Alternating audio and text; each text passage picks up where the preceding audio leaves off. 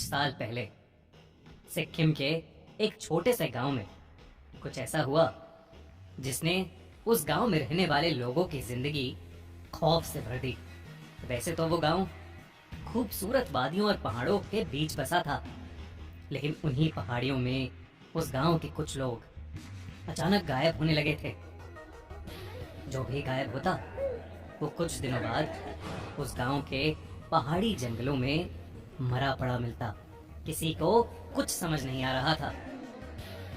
गांव में एक अफवाह फैली थी कि किचकंडी वापस आ गई है और किचकंडी ही उस गांव के लोगों को एक एक करके मार रही है।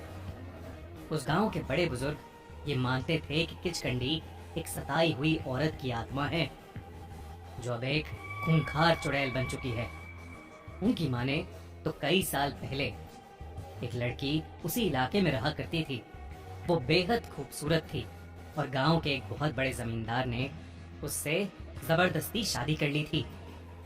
जब वो लड़की उसकी बात नहीं सुनती थी तो वो जमींदार उसे बहुत मारता था। एक अमावस की रात वो औरत घर से भाग गई और जंगल में जाकर छुप गई, मगर उस जमींदार ने उसे ढूंढ निकाला और गुस्से में उसने उसी जंगल में उस लड़की को जिंदा गाड़ दिया। उस रात के बाद उस लड़की की आत्मा को कभी मुक्ति नहीं मिली और तब से वो किचकंडी बनकर एक जंगल से दूसरे जंगल में भटक रही है और लोगों को अपना शिकार बना रही है। उधर उस गांव के सरपंच का बेटा 23 साल का सुमित इस सब से अनजान कोलकाता में नौकरी कर रहा था।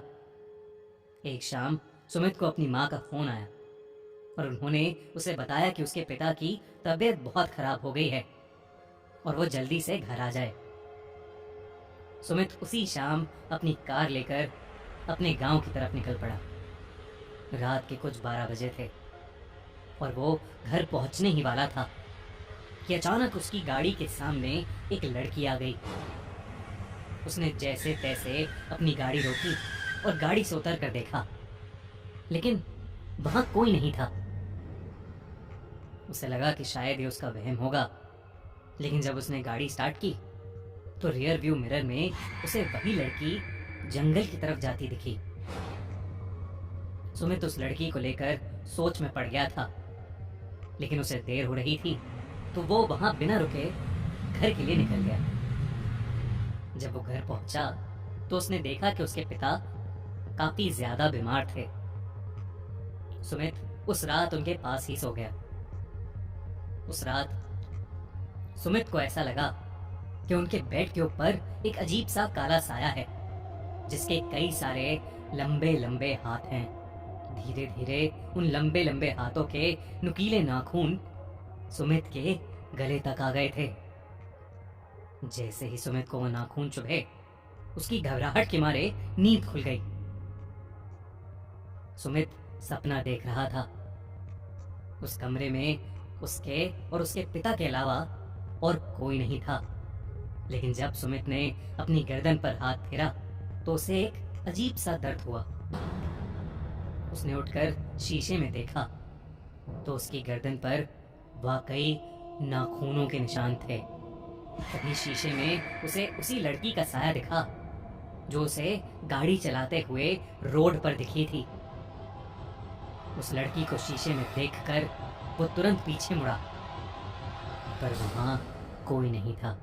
उसके बाद सुमित को रात भर नींद ही नहीं आई और वो उस लड़की के बारे में ही सोचता रहा। अगली सुबह एक वैद्य उनके घर आए हुए थे। उन्होंने सुमित के पिता की बिगड़ती हालत को ठीक करने के लिए एक जड़ी बूटी लगाने की सलाह दी, लेकिन मुसीबत ये थी कि वो जड़ी बूटी सिर्फ जंगल में ही उगती थी और सुमित भी वो जड़ी बूटी लाने जंगल की ओर निकल गया। सुमित के पिता की तबीयत से परेशान सुमित की माँ उसे गांव में हो रहे हादसों के बारे में बताना ही भूल गईं, खासकर किचकंडी के बारे में। जब सुमित जंगल में पहुंचा तो वहां उसे एक बेहद खूबसूरत लड़की दिखाई दी। वो लड़की सुमित के पास आकर वो जड़ी बूटी ढूंढने में उसकी मदद करने लगी। उस लड़की ने सुमित से कहा कि उसे पता है कि जड़ी बूटी कहाँ मिलेगी। और वो सुमित को उस जंगल के बीचों बीच ले गई। वहां एक बड़ा सा पेड़ था। उस लड़की ने कहा कि उसी पेड़ पर सुमित को वो जड़ी बूटी मिलेगी। लेकिन सुमित जैसे ही उस पेड़ के पास गया, आसमान में अंधेरा छा गया और जोरों से हवा चलने लगी। सुमित ने पीछे मुड़कर उस लड़की की तरफ देखा तो सुमित को दिखा कि उस लड़की के पैर उल्टे हैं। सुमित ये देखकर सुन्न पड़ गया और तभी वो लड़की अपने असली रूप में आ गई। वो वही लड़की थी जिसे सुमित कल रात से देखे जा रहा था। धीरे धीरे उसका रूप और भयानक हो उठा। सुमित के रोंगटे खड़े हो गए। किचकंडी ने अपने लंबे लंबे हाथों से सुमित को जकड़ लिया और उसे नोचने लगी। लेकिन तभी सुमित की माँ कुछ गांव वालों के साथ वहां आ पहुंची और किचकंडी उनके आते ही वहां से गायब हो गई। किचकंडी के गायब होते ही सुमित दूर जाकर नीचे गिर पड़ा, लेकिन जिंदा बच गया। उस दिन के बाद से किचकंडी उस गांव में कभी नहीं देखी गई।